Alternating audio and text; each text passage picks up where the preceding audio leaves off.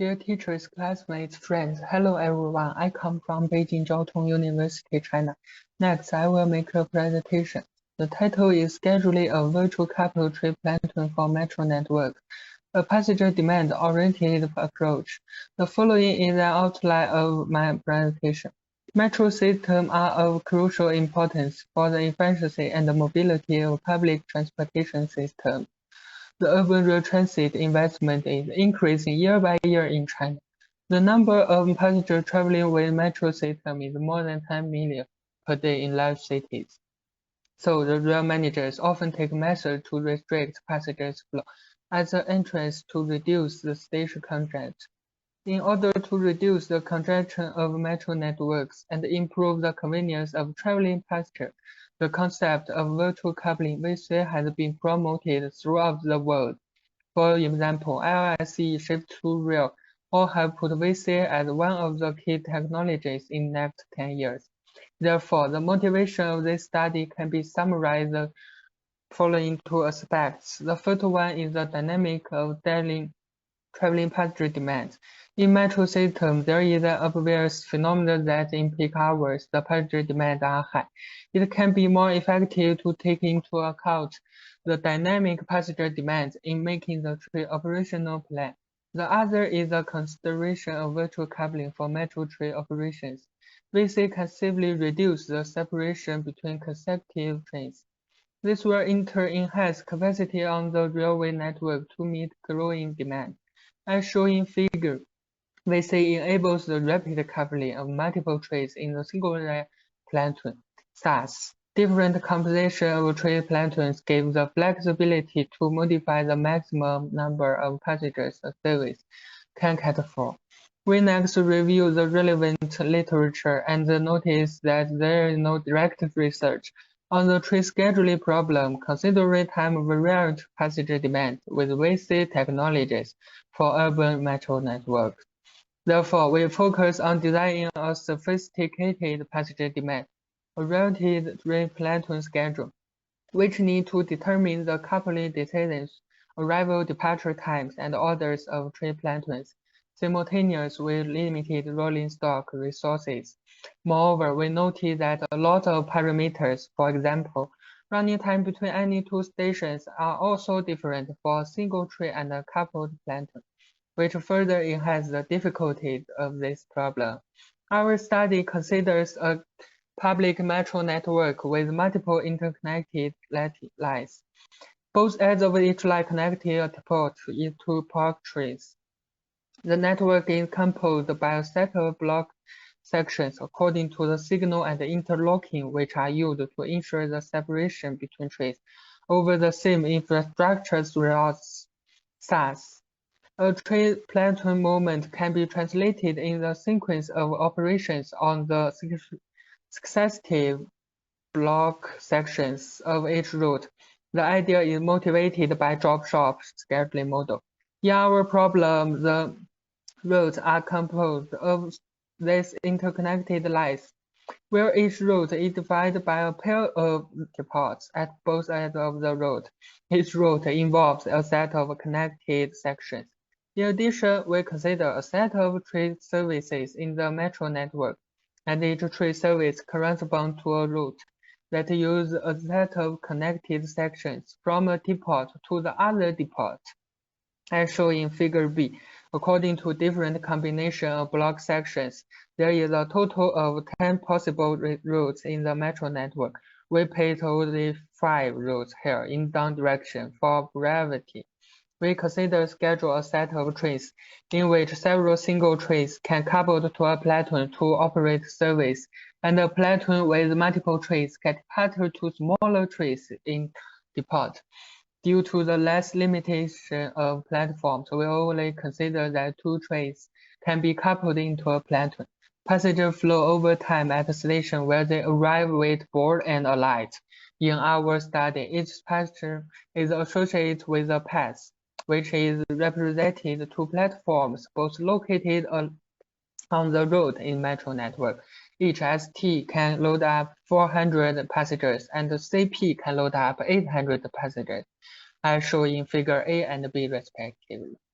The capacity is represented in each triplet by 4 rectangles, each associated with a load of 100 passengers. The light blue rectangles represent the residual capacity after passengers alighting. When ST1 arrives at station G, only 2 groups of waiting passengers, that's P1 and P2, can board the train. It is obvious that CP3 can load 4 groups of passengers P1 to P4. Several key decision variables in the model are as follows. If triplet assigned to service is CP, CK is equal to 1. If tree service 1, I use the block section S before service J, lambda IJS is equal to 1. If tree service J enters the depot before service I comes from the depot, theta IJ is equal to 1. TKS represents the starting time of train service K on section S. Our model can be divided into 3 parts. The first is the train timetable formulation. It determines the arrival departure times at each station and running orders in bottleneck area in metro network. We introduce 2 auxiliary variables AK and DK to represent the time that train service K arrives at the depot and departs from depot respectively.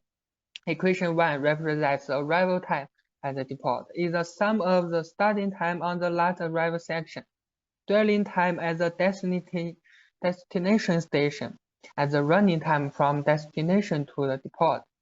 DW represents the dwell time of train service at stations. Delta represents the running time of train service from the depot to origin. The arrival and departure time of train K should satisfy constraint 3, where NKS represents the running time of train service K on block section S, in which NKS depends on the coupling time of train K. Equation 5 ensures the consistency of the train service between 2 successive sections.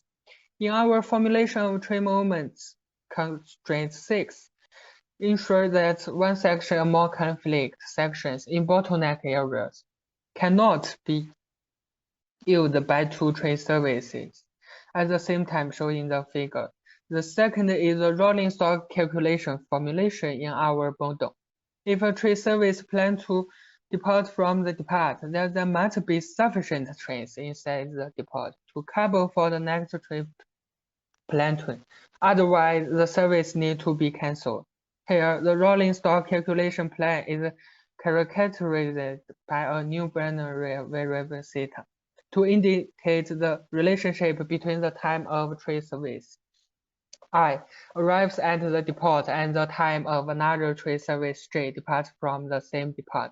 The link can be read as inequality 8, where tau D and tau C represent the time of decoupling and coupling respectively. In practical operations in metro network, the number of trains available for the daily operations is limited and it denoted by ND in depotted D. As shown in figure, all trains involved by multiple train services are depoted at the start of the daily operations and need to go back to any depot at the end of the daily operations. The above checking condition is basically the following. The sum of the total number currently existing trains with remains not to depart, and the total number of already entering trains should be larger than or equal to the number of required trains in the composition of the next train service, formulated as equality 9. The last part in our model is passenger formulation.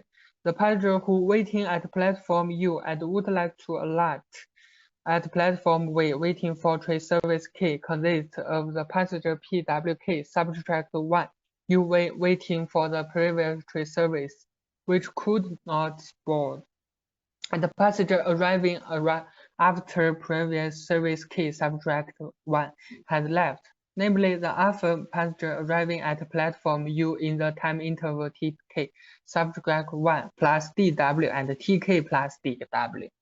The number of boarding passengers PB UVK depends on the number of waiting passengers PW UVK on the dwell time DW. and the boarding passenger rate B, and on the residual capacity P C of K after passenger alighting. In addition, the residual capacity of train service K with route R at platform U depends on the capacity CK of empty train service K, the total number of passengers on board when train service K leaves the previous platform, and the number PA of passengers alighting at platform U, where the loading passenger capacity CK depends on the type of coupling pattern of train service K. The number of passengers alighting at platform V is the sum of the number of passengers on boarding rail into platform V with route R when the train service arrives at platform V. The last. The objective is to minimize the accumulated number of passengers unable to board the arrival train service because of limited rail capacity. In addition, we need to linearize the passenger arrives alpha involved by equations for waiting passengers. In this part, we introduce several time index variables and couple them each other. Combining all the above contributions, we have the accumulated number of passengers arriving between train service K subtract 1 and K at platform U is shown as inequality 10. Our formulate model are large. With binary integer variables, directly solve it is difficult. Therefore, we propose several solving methods to deliver solution of our optimization model. First is a way to define a tight value for constant big M. The second solve method is issue priority orders. We can control the order in which simplex branches on variables by issuing the priority order. Set variable theta is the highest priority, then variable z is lesser theta. The latter method is initially valid inequalities. Our case study considers 3 lines in a metro network. The table below reports the computation results with different methods for different instances. We see that the objective function value of DSM is the worst compared with our plotted method, particularly for large-scale cases.